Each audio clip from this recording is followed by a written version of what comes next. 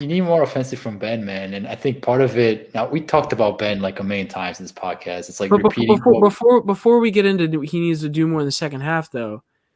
Like in the first half, it's just kind of how other games have gone. But here's the thing, Justin. Like one second. Let me finish my thought quick. Ben Simmons, a lot of times when other people are hot, he gets the ball to them, right?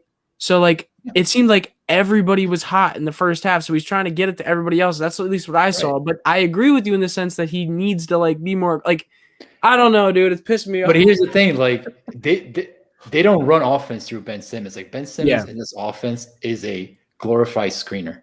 Like he hands the ball off and he screens and he sits in the corner. Like that is unacceptable from a coach and from a player. Like that guy should be doing more in your offense than setting a screen and sitting in the corner. He's your best shot creator. He's the guy who can get downhill, collapse the defense, and create all types of shooting lanes for your shooters and Embiid and whatnot. And they have just doubled down on Ben Simmons being a screener in this offense, and it's absolutely asinine.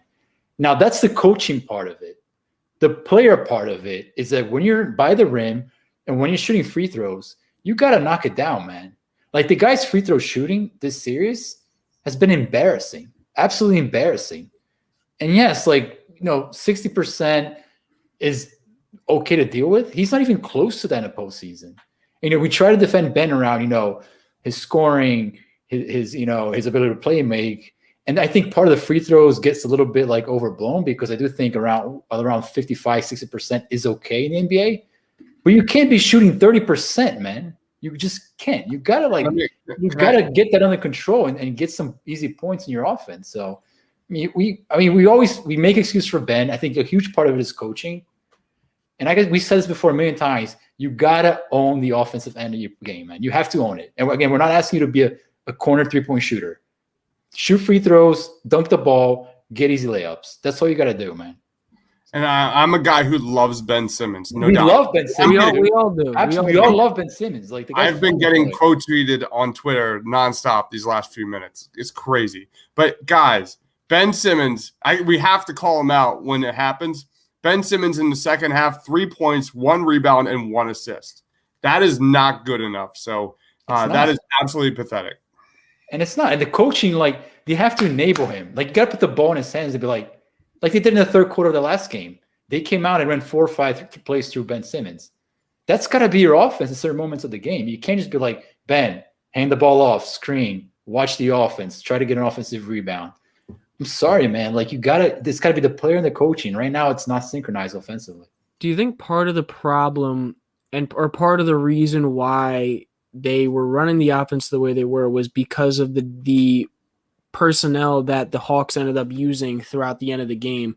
Obviously, they talked about this during the broadcast, but the Hawks and Nate McMillan seem to have found a lineup that works well against Sixers, where it's the bigger lineup with Danilo Gallinari, John Collins, and Capella. Do you think part of that is why Ben Simmons' aggression went down, is because of the bigger guys that were down in the paint? Because it seemed like in earlier games in the series, Ben was eating up the more forward-sized guys like Herter, Bogdanovich, and at times Gallinari. But other than that, John Collins, he hasn't really been going at as often. No, I don't think so at all. I don't think that what Doc Rivers says to the media is completely disconnected with how he uses Ben Simmons in the offense. He glows about Ben Simmons' offensive playmaking skills and ability to create 3-point shots.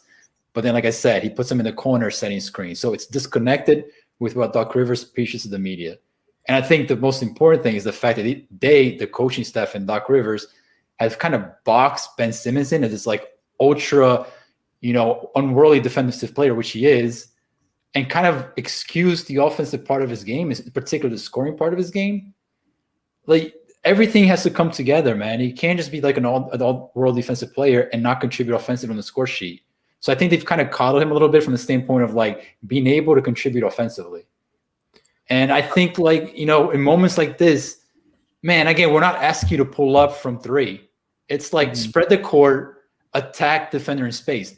That play, he can make that play, man. And if you get fouled, guess what? You got to go to the line and make your free throws. So yeah, I just think it's part of it's just the coaching, the way they've kind of boxed him into this role of a like a defensive player, kind of Swiss Army knife kind of player.